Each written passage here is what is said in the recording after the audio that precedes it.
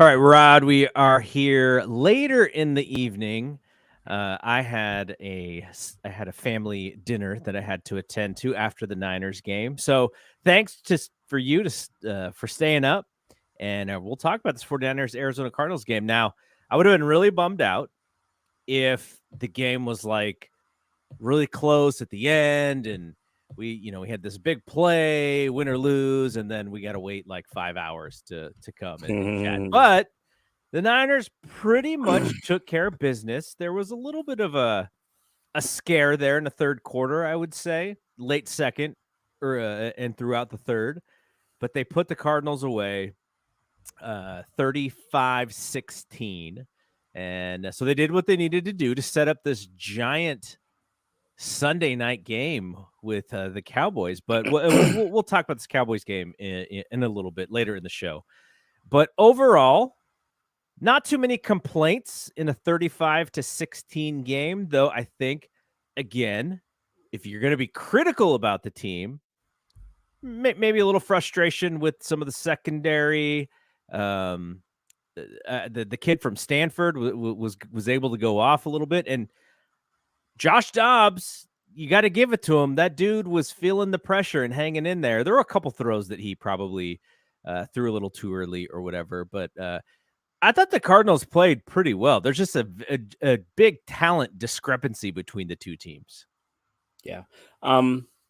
It was the Cardinals are a scrappy little team, and and Josh Dobbs did a good job, especially early, of negating our pressure with his mobility. I mean, he is a really good athlete, and he's a nice little player, a nice player for him. And, and he spent all that time. And I know he spent all that time in Pittsburgh, and I know he was somewhere else last year, but he's just never really gotten an opportunity to play. But he's been really good all 4 weeks. I noticed that watching the I only watch, like, they have these condensed version of games on NFL Plus, and I'll go back and watch 2 or 3 of our upcoming opponents' games like that. So I didn't watch whole, whatever the condensed thing is. But yeah, he looks good. And but the 49ers, they did an excellent job of making adjustments. Like the first one that I noticed, and the cool thing about coming on so late is I could go back and kind of rewatch the game and kind of pick out things in a way that when we go right after, I'm not able to, so I end up watching like later on in the week. But it was clear early that our guy Oliver, that was one of the first adjustments they made, is moving Demo inside and getting my man off the field, because he, like you say, Michael Wilson in the slot was just a problem for Isaiah Oliver. I don't know if it was just a bad matchup or what, but that was not working. And then there was that one, he on his touchdown. I don't know if it was a miscommunication. I don't know if Huff was late or if Thomas was supposed to go with him, but he bailed out, and my man just kind of ran behind him, and Huff wasn't there in time. So I don't know enough about coverage to know who did what to kind of assign any kind of blame. But yeah, they were very concerned with that underneath receiver on the play you're talking about, and Wilson just snuck through it almost unnoticed. And I wonder if Dobbs, he had some, maybe the eyes kind of led them there, and he just did a really good job of making them believe that's where he wanted to throw, whatever it was. We can't see that watching the TV version. I don't even know what version of the game that you could watch to see that, but it definitely seemed like they thought he was going underneath, and they blinked before he did. Yeah, exactly. Well, that's enough Arizona Cardinals credit.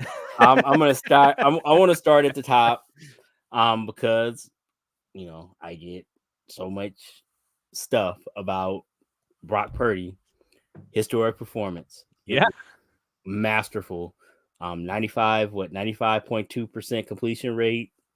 I mean, he was the point guard today. It was really, really he orchestrated perfectly. Was it Sanchez that made that comparison of what Brock's job was?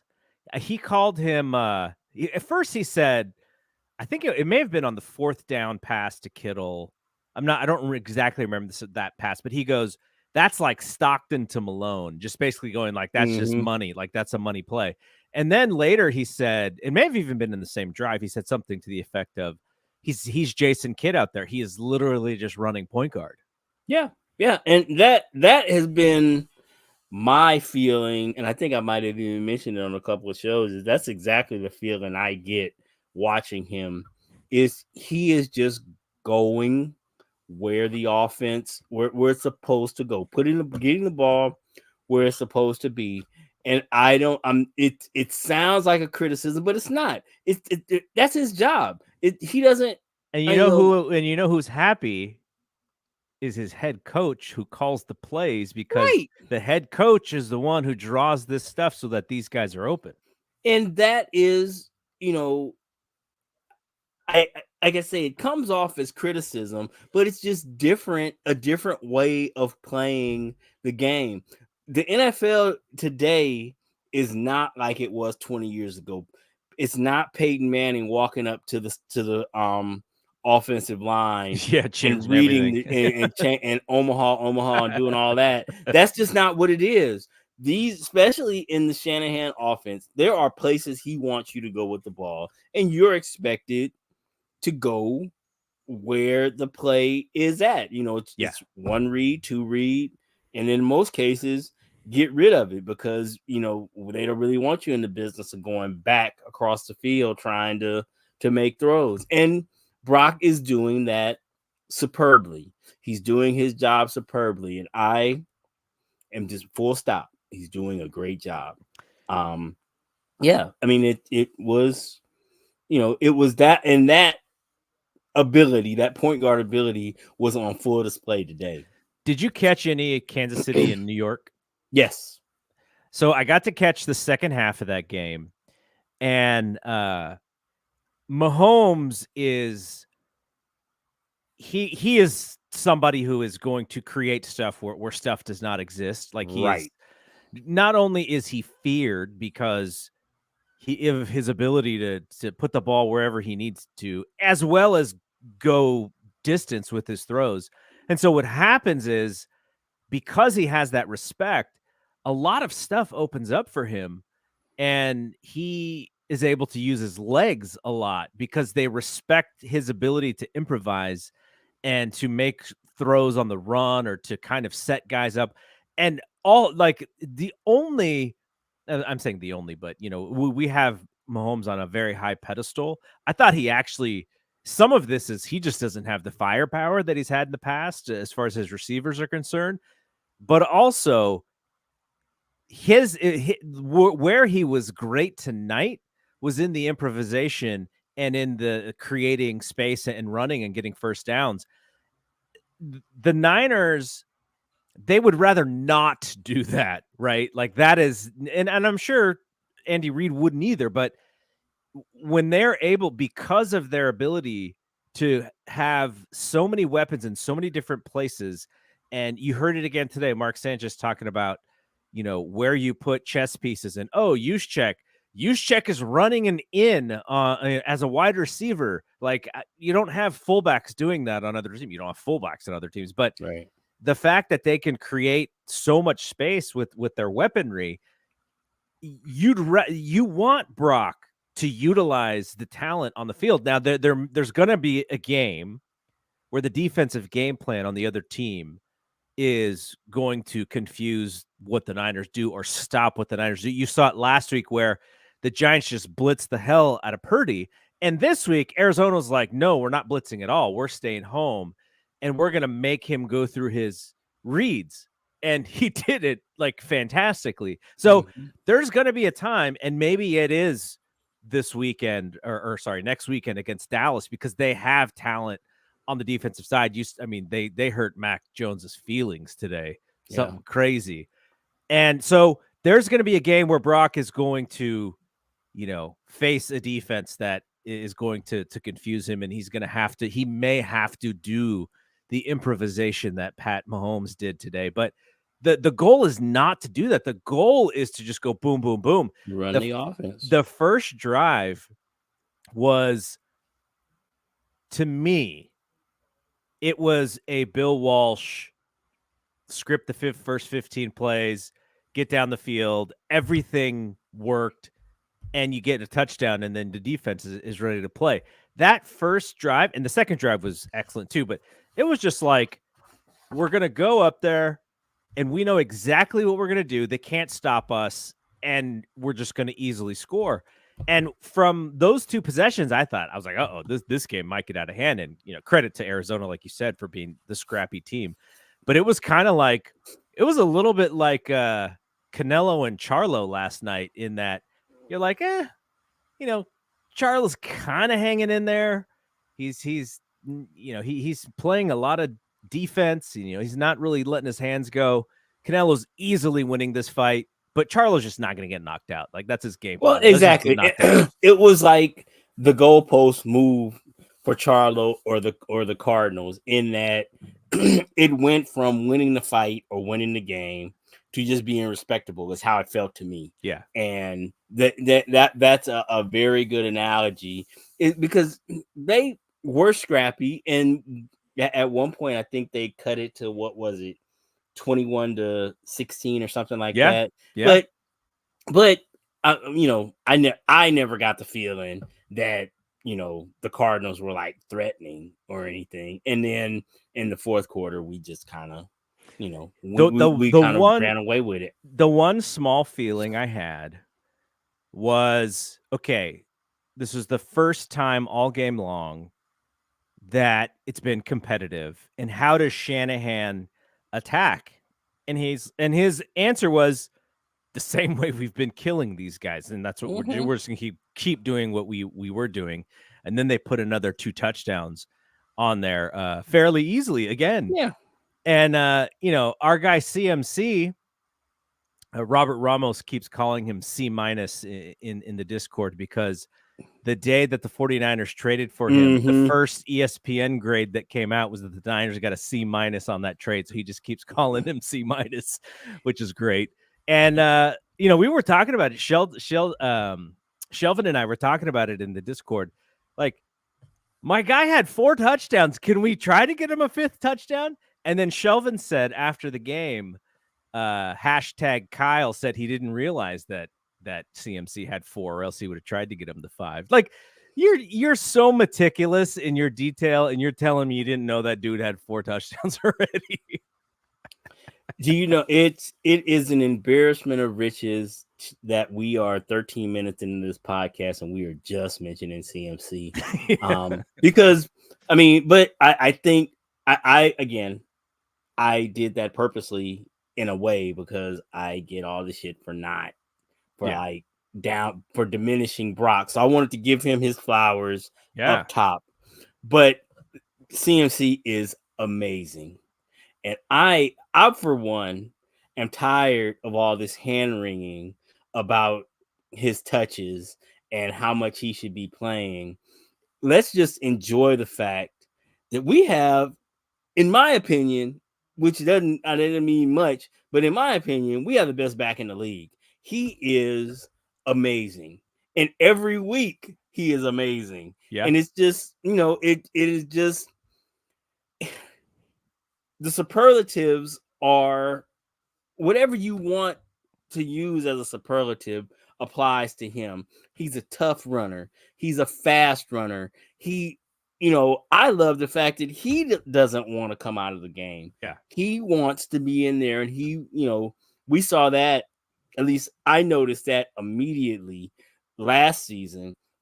Anytime he come off the field, he'd have his helmet on and he's standing there on the sideline, just chomping at the bit to get back in there.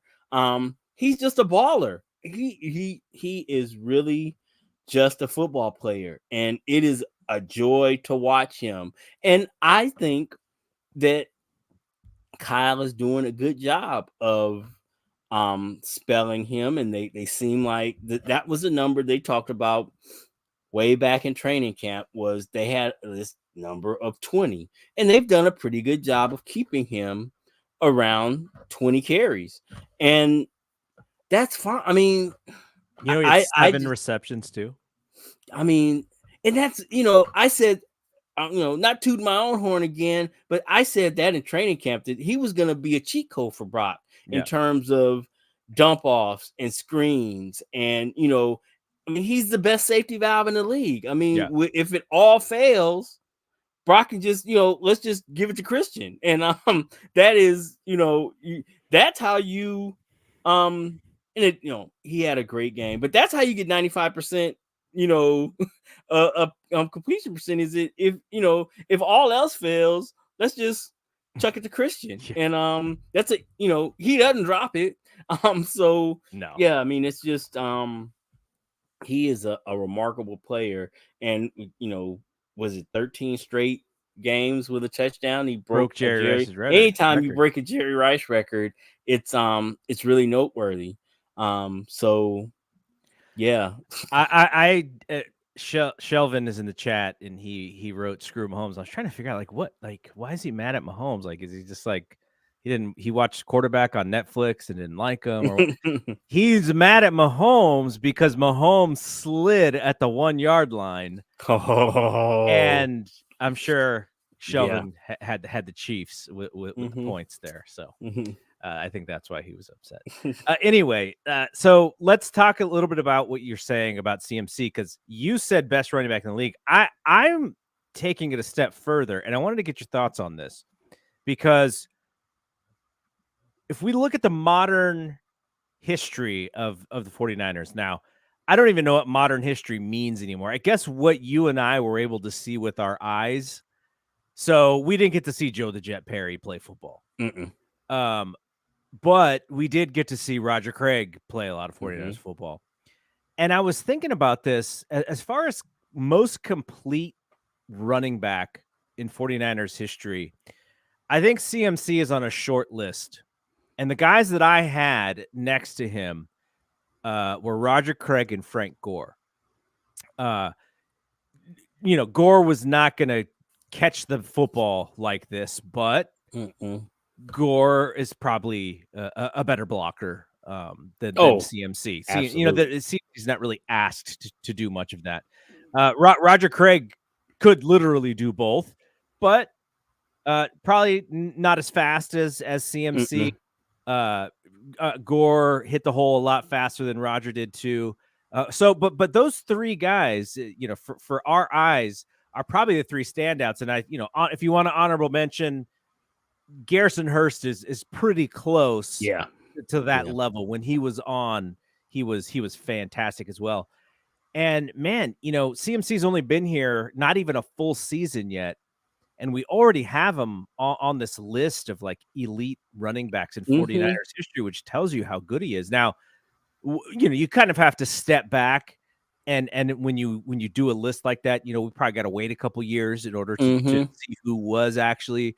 But man, Frank Gore and Roger Craig are on, in the upper echelon of 49ers players in our lifetime.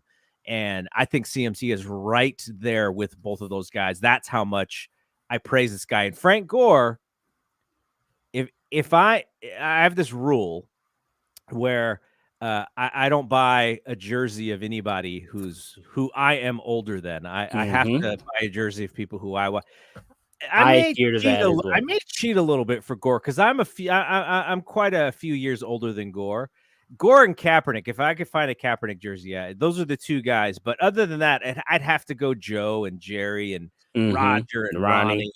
Those are my guys. But Frank, if I could find myself a Frank Gore jersey and a Colin Kaepernick jersey, I might break my own rule. That's how highly I think of Frank. So for me to put CMC next to Frank on a list like that shows you how much I believe in this dude. Frank is probably my favorite 49er. I just really respect and admire what he did for those teams. And if I were right now, like you say, it's early because Christian has only been here. I don't even think he's played a full. He hasn't. Obviously, he can't. He couldn't have played a full 17 games, so not even full season yet. So we've got some time. The only place I would give Frank the advantage is kind of what led into this conversation. Is Frank is the kind of dude that could get you 30 carries. If you needed to feed the ball to Frank, if you wanted him to salt the game and you wanted to give him 30 carries, he was durable enough to give them to you. I don't think you could use Christian the same way that you use Frank. They're just two different players in that way. But I do believe, like you said, that in terms of just an all-around player, already Christian is probably that dude. I mean, obviously we have to see more, but there's very little that he can't do to impact the game. And and that was, the things that he does, let's be fair, those guys weren't, you weren't having running backs line up as the X receiver or the slot receiver, 20 years ago. That just, it wasn't the way offense was played. So he has that, you can call it, it's an advantage, I guess. But those guys, Roger Craig was just never. I don't know that he couldn't do it, but he certainly wasn't asked to do it. And I think that multiplicity, as Sanchez talked about, the multiplicity of a lot of those guys, Debo, Juice, Kittle. I don't even know if his name came up today, but he had the fourth down catch. I think that was it. Or they are just so multiple in that way that anybody any week can be the star. And again, now we are 22 minutes into this podcast, and we haven't mentioned Brandon Ayuk, awesome. who just, I mean, you want to talk about a highlight reel of catches. I mean, what was it? I know it was like for 146. I was it. I think it was only 6 catches. 6 for 146. It. In a game with so many really kind of eye-popping stats. I mean, he might, I don't want to jump ahead. He wasn't my player of the game, but he easily could have been. Oh yeah, absolutely. And this is in a game where Debo was essentially the highest paid decoy in the history of football. Yeah. And I was kind of wondering, why wasn't his number mentioned a little bit more? And it sounds like, I forget where I read this, but the something about Shanahan said because he didn't practice and they were unsure that he was going to play, they just didn't really dial stuff up for him. And which is kind of interesting to me because either that tells me that he wasn't 100% or he was not the player that he needs to be in order for him to be Debo. So they decided to use him as a decoy just to move people to help free up Ayuk. And I guess that that could definitely be the case, but it just seemed like that they ran him 3 times. I think one of them was a pretty good play, and then the other 2 he didn't really go anywhere. But so Ayuk is the man, and you essentially don't have Debo, who's just out there to run routes. You didn't have Jennings. You saw a little bit of Ray, which was nice. Mm-hmm. Ray played well. You saw a little bit of Ronnie Bell. I think he made 1 catch. BBD had 1. And then Willie Snead had a catch. I was like, man, I don't remember what that guy looked like. And he was out there and he made a catch. So, it's not like, to kind of get back to both Ayuk and Brock's performance, it's not like the passing game necessarily was 100% on point. They moved guys around and they utilized some of their players, and the plays were great because the guys just seemed to be open. Brock read through his progressions, but also the offensive line did a really good job because I want to say he was sacked once, and I can remember one or two other occasions where maybe he had to rush a throw. It was on the incompletion where he definitely had to rush a throw. So like back-to-back plays, it was like the sack and then the incompletion where he was probably in the most danger all game long. But other than that, he was clean, pocket was clean. I didn't feel like he was all that rushed, and that is compared to Dobbs, who he also only was sacked a couple of times, but we were heating him up. He was throwing before he wanted to a lot of the game, and it's just props to him because he only had like 9 incompletions all game long or something like that. So he was finding his guys, but I had made the comment in the chat. I was like, okay, second half, they're going to get to him eventually, and he's going to start making some bad throws, and it just never happened. I mean, he made a couple of throws that were questionable, but nothing that what was the game changing interception or the kind of the interceptions that I was expecting. So shout out to him. But yeah, go back to the offensive line. I thought they also did an excellent job at the pass protection, and then the Niners were running at a nice clip as well. So the whole line that we've been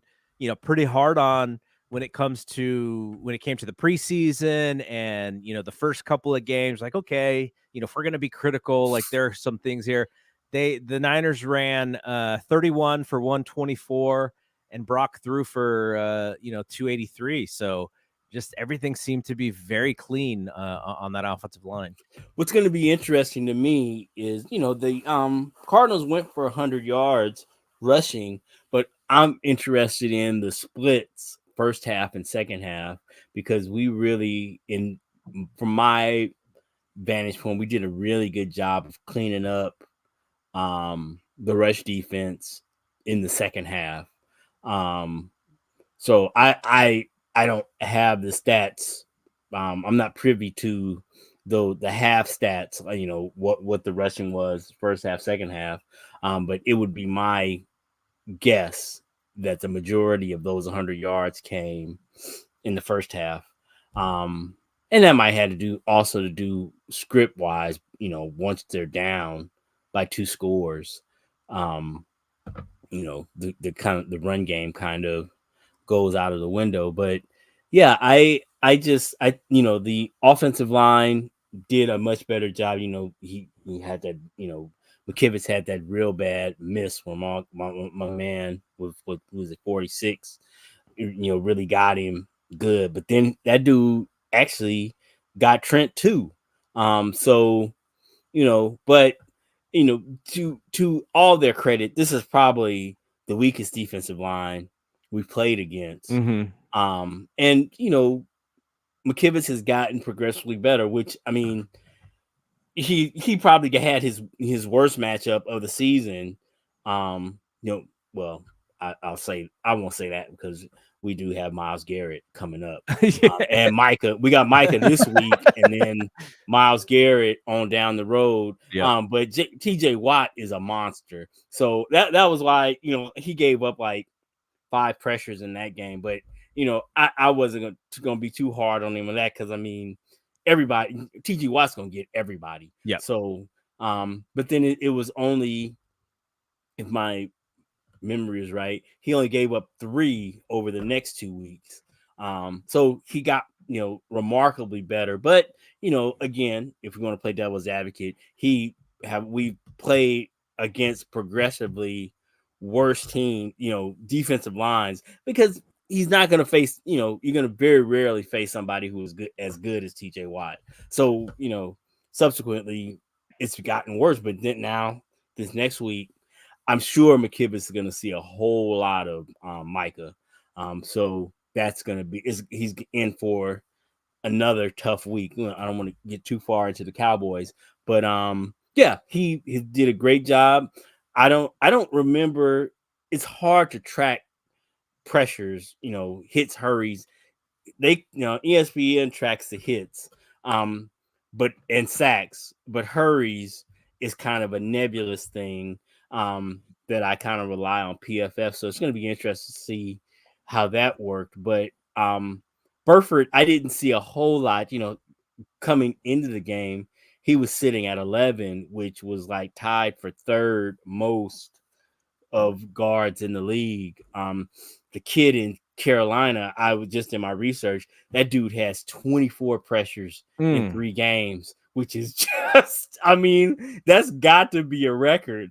So he's not that bad. So, he's not the worst guard in the league. Wow. But 11 is a lot. But I don't think is that how Bryce Young got hurt, by the way? I noticed he didn't play. I would have. Yeah.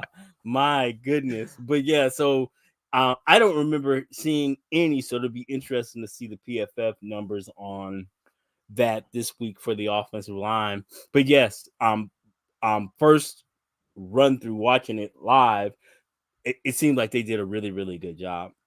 Niner Gang wants us to talk a little bit about Brock, and I had a question for you because I wrote a little something for the website, bspnmedia.com, which was a little sort of a fun piece, just kind of making fun of this idea of Steven Ruiz's ringer list.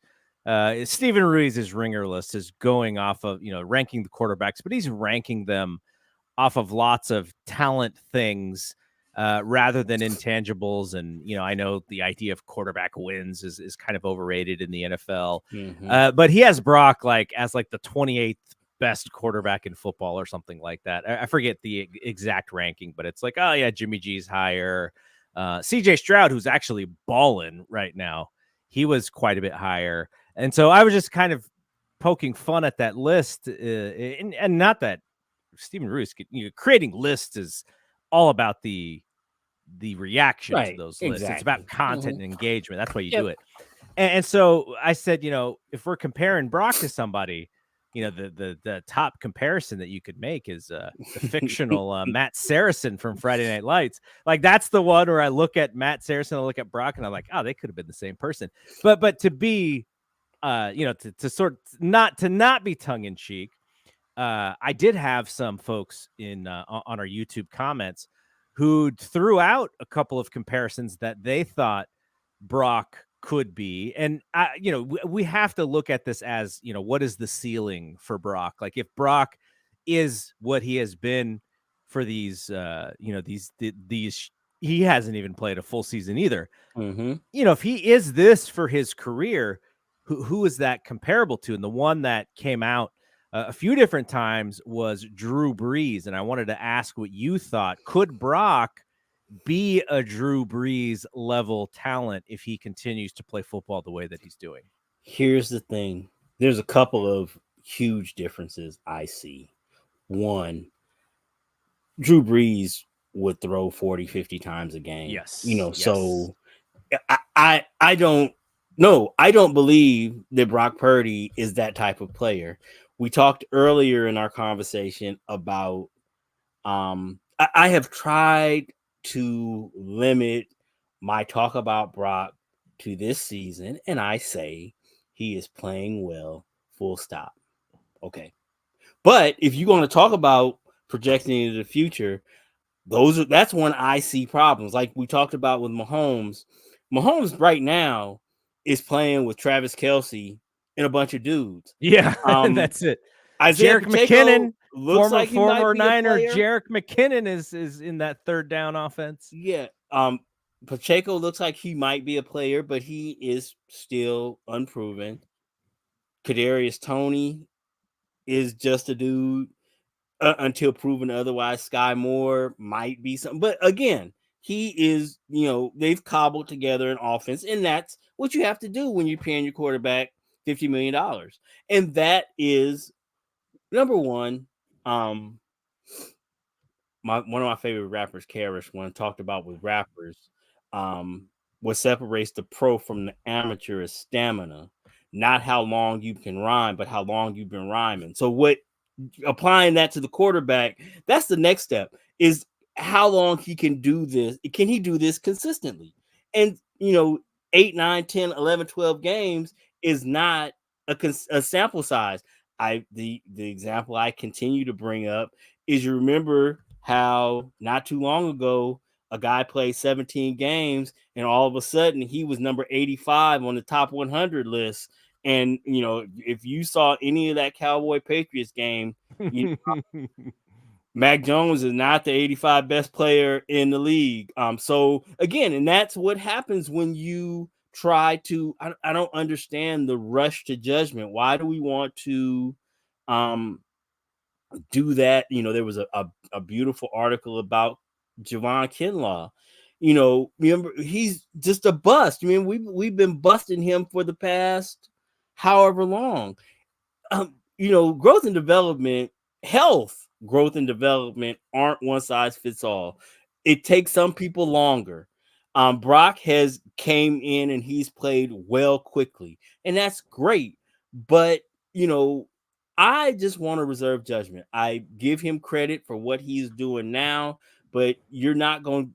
You start trying to shoehorn him into the Mahomes, Herbert, top of the league conversation. I'm going to be forced to push back because I just don't think he's doing the same things those guys are. And I've got questions on whether or not once we get to the place where, you're going to have to make a decision on is Brock, when we're talking about 3 or 4 years down the road, what is when it's time for him to get his money, is Brock a $40 or $50 million quarterback? I would have a hard time with that contract. But if he continues to play like this, he's going to be deserving of that kind of money. And then what happens? What happens when, we kind of found out when you're paying Jimmy Garoppolo $25-30 million, the expectation you're looking for a reason to not pay him that much money. And you had a KRS One quote. KRS One also said, "Do you ever think about when you're out of here?" And that's like, if you like, and we can go back to Cap, right? They paid Cap, and the day after he signed that contract, they were looking for a way to get out of there, right? And same with Jimmy G. They paid him all that money, and they're like, okay, either we go to the Super Bowl, or we're figuring out how to get away from this. And he was seemingly frustrated with that as well. But that's kind of the game. So yeah. I wanted to go through the NFC QBs and look at who's in the NFC and who you would take over Brock right now. Obviously, you're giving this QB the riches that is the 49ers offense, and Shanahan. Obviously, you take Hurts, no doubt about it. Hurts, you would absolutely 100% take him over Brock. Dak would probably be okay. He'd probably be similar. I like. He's got a little bit of a bigger arm. I think he makes some more mistakes in this offense than Brock would. Comparable guys, probably. Yeah. I mean, again, it's hard to extrapolate, but I would definitely, the thing that I have fallen back on is comparatively, I wouldn't take any of these guys over Brock when you compare it to the amount of money Brock is making versus what what Dak is making. We're paying Brock like $700,000, so which allows for the embarrassment of riches at all of these other positions is based on the fact that we're not paying the quarterback anything, so we can have the highest paid running back in the league. I don't think Kittle is the highest paid tight end anymore. I think that's Kelsey, but there was a time when he was the highest paid. And Debo is right there at the top of the wide receiver market. And it just goes on. The fact that we have a cheap quarterback allows us to build a roster the way we do. But yeah, I mean, when I look at Brock, there aren't very many. When you say in the NFC, like right now, definitely, like you say, definitely hurts. Who else? So I guess Stafford. I'll go through these really quickly, and you tell me where you disagree. So Sam Howell with Washington, I'd rather have Brock. Daniel Jones, I'd rather have Brock in our system. In a different system, you may want Jones's athleticism, but in our system, I want Brock's accuracy. Jordan Love is a really interesting prospect. He's pretty good. He is pretty good. I guess I'd still take Brock, but I mean, long term, I don't know, because Jordan Love, although he does not do a lot with his athleticism, he has it. And I just, I guess that's my bias, is I like toolsy guys. Yeah. And he's just, I'm like super uncomfortable with the fact, we kind of did that thought exercise. I believe it was last week or the week before. And if I had my druthers, Brock would move more, but then we kind of sussed it out that we probably don't want to put him in a position where he's running around too much, because he's a small dude and he's like all we've got. And I don't believe that Shanahan believes, like some people think, that like somehow Sam Darnold is like the he's like the holy grail of football somehow, and that he's the message boards have said that he secretly wants Sam Darnold to be a quarterback, which I think is ridiculous. But yeah, so I just I like theoretically the idea of what a mobile quarterback brings to this offense, but I understand the reality of the situation is you don't want to put Brock in that place, and I get that, so. But yeah, it starts to fall off fast in terms of guys who, like, for example, somebody like Justin Fields. Brock is way more productive than what Justin Fields is, but when you look at the talent of Justin Fields, to me, there's no comparison. I mean, he's got everything you want in a player, but Brock is more. I freely admit Brock is a more productive player than. But if I want to play devil's advocate, if you put Justin Fields in this offense and you put Brock in that Chicago Bears offense, I don't think Brock is, not, he hasn't lost a start if he's played 11 games with that outfit. I don't think that's the case. And I don't think that, Justin Fields is as bad as he's been if Kyle Shanahan is his coach. I don't. Jared Goff. Jared Goff's actually playing pretty well right now. Really well. He is much better than he was when he took the Rams to the Super Bowl. So yes. I've actually watched quite a bit of Detroit Lions football, and I have always thought that they were kind of looking to replace Jared Goff, but I don't know that that's the case anymore. I think he's their quarterback. We've learned some stuff about Goff in that podcast on The Athletic. Basically that, his head coach was telling him where to throw on a lot of these things. If this guy's not open, then you're going to do this. And if this guy, then you're going to do. So he didn't really have to think. Now, I'm sure he's much better now, but I think Shanahan would probably have issues with Goff more so than he does with Brock. Going down the line, Cousins. I mean, Brock is Cousins without having to be Cousins essentially. Right. You mentioned Fields. In this offense, I like Brock better than Fields, but Fields needs somewhere else to go. Who's actually going to take care of him and treat him like the possible superstar that he could be. Baker Mayfield, I mean that's not a hard one. Desmond Ridder, to pass the football, no. I mean, Brock. Yeah.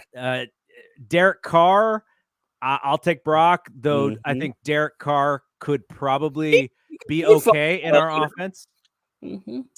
Bryce Young, who knows? He's probably going to be a pretty decent player, but he brings he's a similar. He's probably more talented than Brock is, but he's smaller than Brock, which is really, really concerning to me. Because I think Brock's size is an issue, and I just I couldn't imagine having a quarterback smaller than Brock. Yes. And then to finish off this exercise here, Gino could probably do a pretty good job in the 49ers offense. That's pretty close. And then Stafford, if we had the Stafford from 2 years ago, I think we'd win the Super Bowl. I don't know about now. That guy is so, even now, he is so good. Yeah. It was really lost on how good he was, in Detroit. But he can, even in our game, that dude, if you don't pressure him, he will, he'll pick you apart. He's got, he has elite arm talent, even as a 35, 36-year-old. He can really spin it. But so if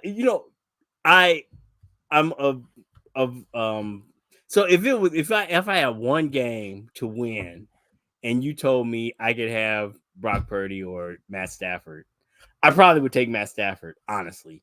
But it's close. Close. But I am, is with all the reservations I have about Brock, I am 100% confident that we can win a Super Bowl with Brock Purdy as our quarterback. I have no doubt that there's nothing that I have seen so far from him that has me concerned, other than health, obviously. But that's everybody. Anybody could, all quarterbacks are one play away. So other than that, with this particular team, I don't know about with every team, but with this team that is as it is currently constructed, Brock absolutely. I am what if we get there, I would be 100% confident that he can help carry us over the finish line. And then the last team, Cardinals, Josh Dobbs. I wish we would add Josh Dobbs against Philadelphia last year. He might have been able to help us a little bit. If he as a backup, he would have been awesome. And then Kyler Murray. Kyler Murray, he and Shanahan might actually fight on the sideline. Yeah. Literally. It wouldn't be a good matchup for both those guys. Though Kyler will be back. I wonder if there's going to be, and again, he's another elite talent. He probably also needs a new setting and someone to coach him probably a little harder than he's been coached in the past, but there's stuff there to unlock as long as he still wants it, because I just think Atlanta is just it just seems tailor-made to him. But like you say, that's the part that you just can't, it's concerning. Your quarterback can't, spend 14 hours a day playing video games. This game is just too hard to not, I don't know that you necessarily have to be like Peyton in terms of film study and whatnot. I don't know that it takes all that, but there has to be, when it's time to work, you have to really come to work. And, people have, anytime you start talking about having to put work in, doing your job, putting it in your contract, that is a horrible sign. But again, I tend to. I'm an apologist. If you ain't figured it out, I am pro player, and I'm a player apologist. Oh yeah. And if you tell me that a 21-year-old or 22-year-old has work ethic problems, I'm not gonna pitch him into the garbage can. I don't know what, if I'm honest, I don't really know what my work ethic was. Oh Comparatively, yeah. I'm sure it was horrible compared if you were to compare 50-year-old me to 21-year-old me. Oh yeah. Absolutely. It's night and day. I wasn't, I'm gonna be completely transparent here. I used to ball out at work when I was at work, but I called out all the time. I was late a lot because I figured, once I got there, I was on point, but Yeah. it never occurred to me that part of being a good teammate is being there on time. Yeah. When I got there, I knew I was going to do my job and I was going to, but, you know, I'd stop at Starbucks to get a coffee before. It was just getting there on time just wasn't really important to me, and nobody held me accountable because I Yeah. did my job. Nobody, I never got a write up for but I was late all the time. But but I understand. It took me till I was about 30 to when I started to realize, and being a supervisor helped. And like, it is important to Yeah. be here on time for your other teammates. It's not just about you getting your work done. It's about being there to be supportive of, and just, carrying the flag. I mean, if all these other people, have troubled themselves to get here on time, maybe you too could leave 15 minutes early to get your Starbucks and be here on time. Yeah. It Yeah. took 9 years in the workforce for me to understand it. So I'm very understanding that these dudes are young dudes, and that who he is at 21, 22, 23 is probably not who he's going to be at 28, 29, and 30. But I also understand from an organizational standpoint that, I'm dealing with the 23, 24-year-old guy, and he's a problem. And I might not want that problem, even as talented as he is. I might not want that problem on my team. I get that. Yeah. Well, and what happens is, when you get a little bit older, you get some adversity. You figure out, you solution. You have better solutions. You think through things, and you just multitask a lot better when you get older. He didn't care. I mean, video games are probably the most important thing to most 22-year-olds. I get that. All Call of right. Duty is fresh. Yeah. Let's get to the MVP. I think we're both gonna have the same MVP, unless you're going either a CMC or Ayuk. But man, very rarely does someone score 4 touchdowns in one game, and I think he has to be my guy. Yeah. And when you look at from a numbers standpoint, or from a you always talk about his gravity. I don't even think this was his best game. It was just he just, the opportunities that he had, he was able to put it in the end zone. It's CMC. He probably had, this may actually have been like maybe his 3rd best game of the season, actually. But I mean, to put the ball in the end zone 4 times and to break Jerry Rice's team record. We didn't mention Brock Purdy also set a team record for completion percentage.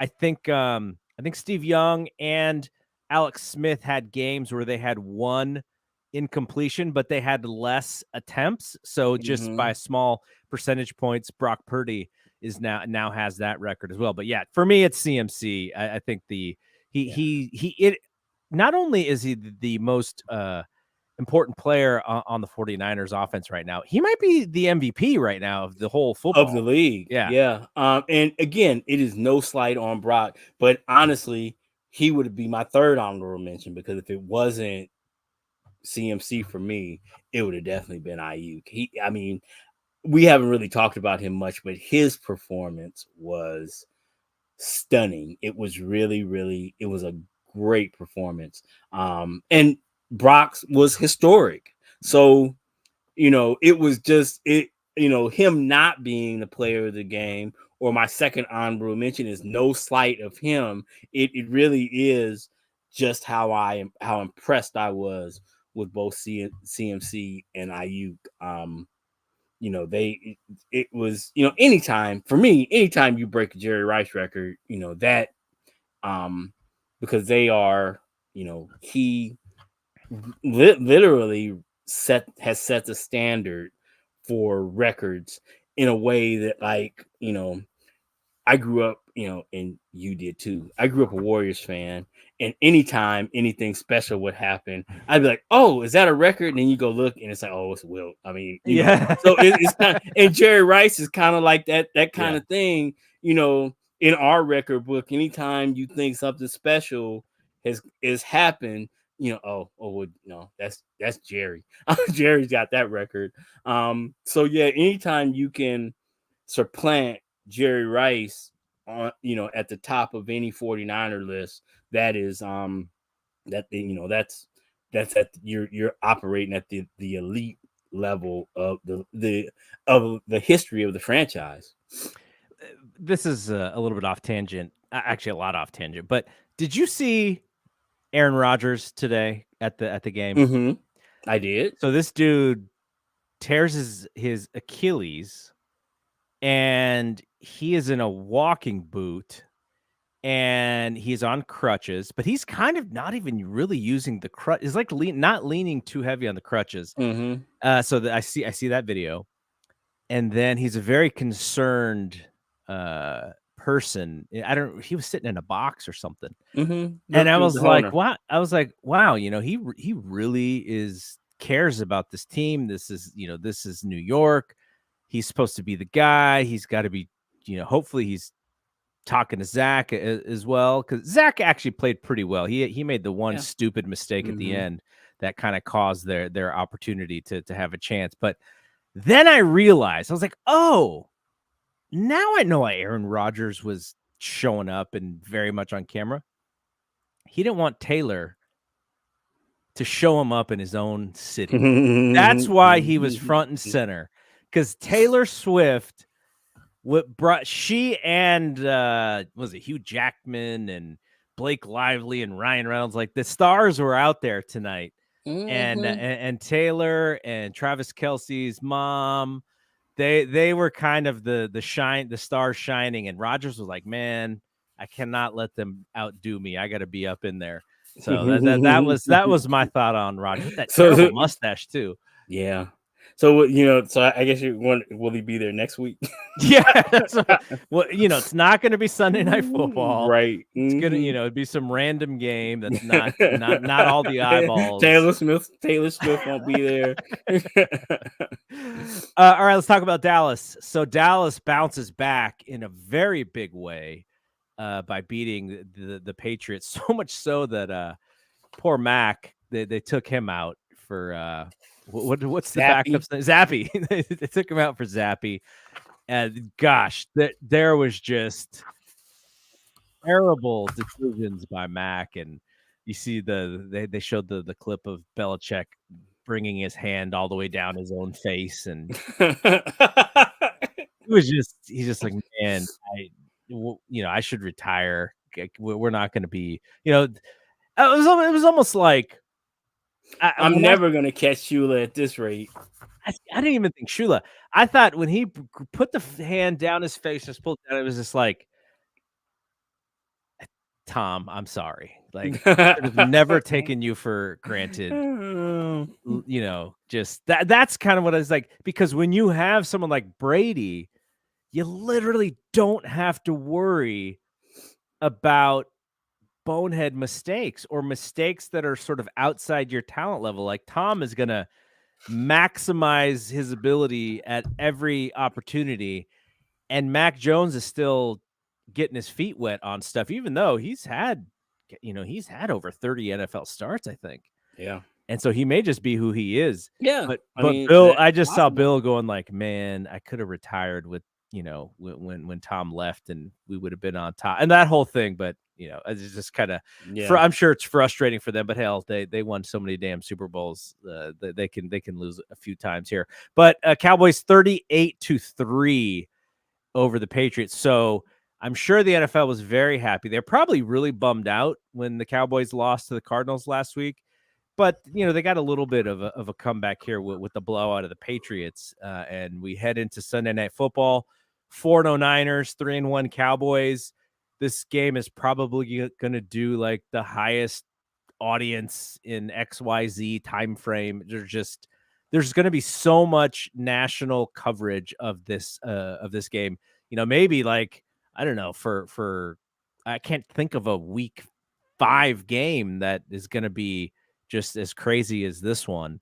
And I I think the Cowboys are the thing about the Cowboys and similarly to the 49ers is the Cowboys have just been in the position of having so many of these primetime games. They're not going to get flustered with this kind of thing.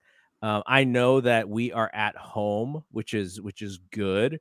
I think Dak probably has nightmares about the 49ers defense over the last couple years, though there's a little bit of a kind of a revenge factor there for him too.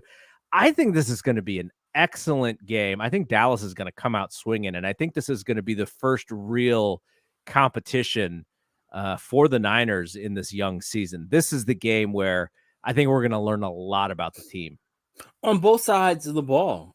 Yeah. I think their offense, when it's clicking, can present challenges to us in a way. Their offensive line is good. Pollard is a decent back. I really like their receivers. I just think that they can ask us questions that other teams just simply can't. I ask our defense, and then on the flip side, Michael Parsons is a monster. He is he's right up there in that handful of elite defenders. That Nick is in that class, TJ Watt is in that class, Myles Garrett is up there. He is a game wrecker. You have to figure out where he is and what you're going to do to stop him from wrecking your offense. It sucks for them that Diggs is not there on the back end as a playmaker, but they have a lot of Dexter Lawrence is good. I haven't really studied the Cowboys, but you just pick it up by osmosis if you watch any kind of sports television, because it's the Cowboys are just they are people talk about why the Cowboys and they aren't America's team and blah blah blah, but guess what, man? The Cowboys have a large following, and then also if you go to any fan bases social media, you're gonna see posts about that team, and then you're gonna be seeing posts about shitting on the Cowboys. So the Cowboys are like everybody's, either they're your favorite team or everybody hates them. Nobody is on the fence about the Cowboys, which is why ESPN and Fox have segments on them all the time, because nobody turns the TV off when they're talking about the Cowboys, because either you are there to hear about it or you're there to say F them. So that is the Cowboys. And I am really excited for this. This is like, this is what I forget who it is. I think it's Van Pelt or some one of those analysts talking about those being lighthouse games, where you see where you're at with this opponent. I think this is one of those games. We're now one of the only two unbeaten teams, and that's pretty exciting. And I think this is really our first test of the season. So we'll see how we fare. I'm glad that I love the fact that it's at home. And it's a primetime game. This is going to be this is exciting. Now the one thing is there's going to be Cowboys fans in in the stadium. I looked a couple weeks ago to see what ticket prices were like.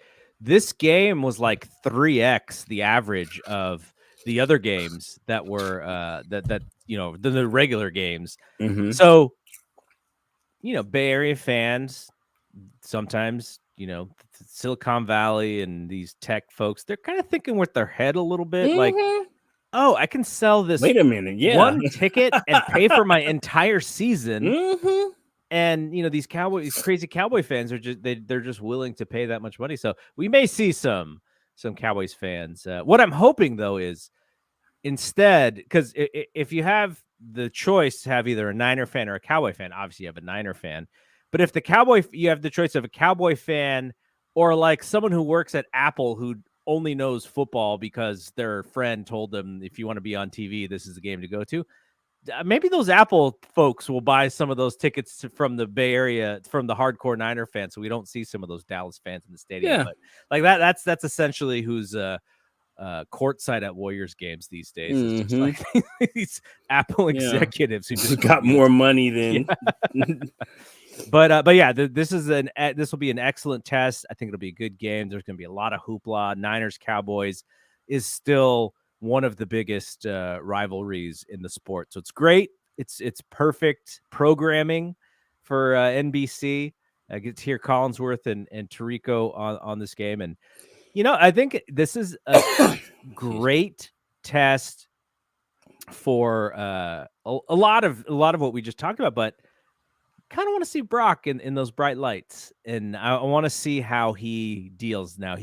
Last year, there's the game against Seattle. I think it was a Thursday night game where he had the messed up ribs and he played really, really well. But Seattle and Niners is great on a Thursday night. You got the Amazon audience. This is this is a historic rivalry in prime time. They're going to play all of the whole world's watching. They're going to play the 70s stuff. They're going to play Montana and the Catch. They're going to play Steve Young to Jerry Rice, that stuff. So this is going to be a big deal. And Brock is going to probably have more light bulbs and cameras and requests and pull for, can we get an interview? Like this is going to be bigger than anything that he's dealt with. So I'm very much looking forward to how he handles this. I am beyond impressed with how he has handled all of this. And I love, I'm gonna be honest, I don't really spend a whole lot of time watching athlete interviews anymore because they don't say anything. Exactly. But I really love the way he carries himself on the field. He is in command, and you can see. I mean, he just oozes with confidence, and I love watching him play. And what about the quarterback sneak where he's just smiling wide because he knows he got in and Juszczyk didn't get in the play before? What was Juice doing? I'm a jump over the. Oh yeah, that was great. That was great. I love to see those dudes. I mean, it's business and they're working, but I love it to see them, having fun and enjoying themselves. That's because ultimately it's a business, but it's also a game. Yep. And so I love that aspect of it. So we will be back on Sunday night after. It's going to be another late one for us. Another late one, but yeah, it'll be a little bit earlier than we recorded tonight. Mm-hmm. So all right, that's it from here. I will try and do another sort of midweek check-in, which is more of a podcast than a video show for the YouTube. But if you subscribe to the podcast feed, you'll probably hear a sort of a midweek check-in. And there's going to be a lot of information on this game. The reason why I didn't do one until Friday of this past game is because there's literally no information about the Arizona Cardinals out there that I could really find as far as what was going on with the team, injuries, anything. That's going to be a lot different this week. So there'll be lots of Cowboys Niners stuff. So, all right, we will be back after Cowboys Niners on Sunday Night Football. For Rod, I'm Double G. We will see you when we see you. Peace out.